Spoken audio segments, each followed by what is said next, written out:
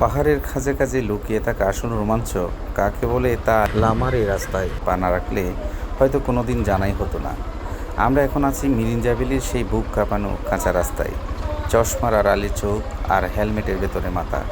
সব কিছু যেন এই রাস্তার প্রথম ধাক্কাতেই সজাগ হয়ে উঠেছে। যে কেউ এই রাস্তার দিকে তাকালে প্রথমবার একটু হলেও থমকে দাঁড়াবে।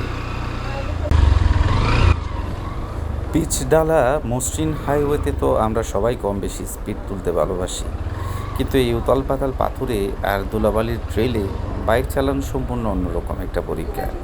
এখানে স্পিড নয়, দরকার হয় চরম ধৈর্যের। এক পাশে খাড়া পাহাড়, অন্য পাশে অতল গভীর খাদ। এখানে যে কোনো মুহূর্তে চাকা একটু 19-20 হওয়া মানেই সরাসরি বড় কোনো বিপদকে আমন্ত্রণ জানানো।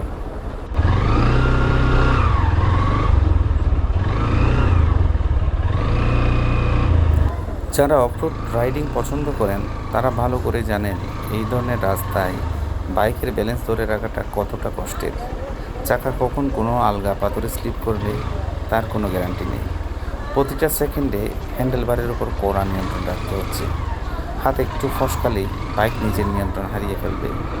ধুলোবালির কারণে মাঝে মধ্যে সামনে রাস্তাও ঠিকমতো দেখা যাচ্ছে না, আর এটাই এই রাইডটাকে আরও বেশি থ্রিলিং করে তুলেছে।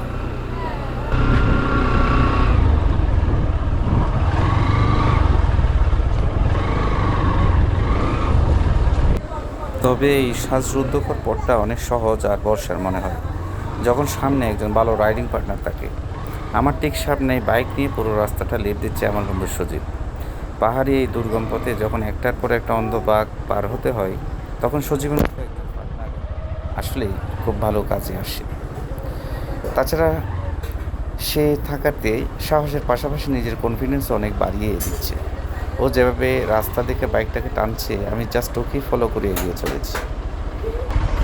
আমরা সমুদ্রপৃষ্ঠ থেকে প্রায় 1500-1600 ফিট উপরে আছি। এখন আমরা নিচের দিকে ক্রমশ নামছি। পাহাড় থেকে নিচে মাটির ডালু রাস্তায় বুকটা টুকটুক টুকটুক করছে। অফ রোডের আসল মজাই হলো এটা, আপনি কখনোই জানবেন না পরের বাঘটাতে আপনার জন্য কী অপেক্ষা করছে। কোথাও হঠাৎ বড় গর্ত, তো কোথাও একদম আলগা মাটির স্তূপ। এই পুরোটার সময় শরীরের প্রতিটা পেশি টানটান হয়ে থাকে। কিন্তু অদ্ভুত বিষয় কি জানেন, এই কঠিন লড়াইটার মাঝেই লুকিয়ে আছে এক অদ্ভুত মানসিক শান্তি। শহরের চেনা ট্রাফিক জ্যাম আর ব্যস্ততা থেকে দূরে এই পাহাড়ি পথটাই যেন আমাদের নতুন করে বাঁচতে শেখায়।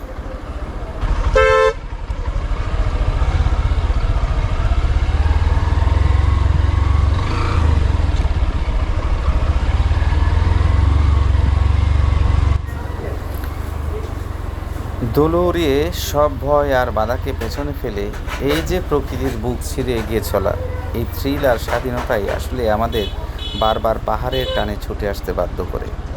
সারা শরীরের সব ক্লান্তি, সব হাড়ভাঙ্গা কাটানি যেন এই এক একটা বিপজ্জনক বাঘ পার হওয়ার সাথে সাথেই এক নিমিষে ওরা হয়ে যায়।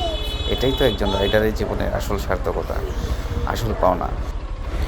সামনে আমাদের জন্য অপেক্ষা করছে মাথামুহুরী নদীর অপার সৌন্দর্য এবং সহস্রাব্দের সাক্ষী ডেনিকুম। আর আমরা সাক্ষী হতে চাই মাতামুহুরীর সুশীতল জলে ডুব দিয়ে। আর হ্যাঁ, গুরুত্বপূর্ণ বিষয় হলো হেলমেটের সাথে সেফটি গিয়ার অবশ্যই নিজের নিরাপত্তার জন্য রাখবেন।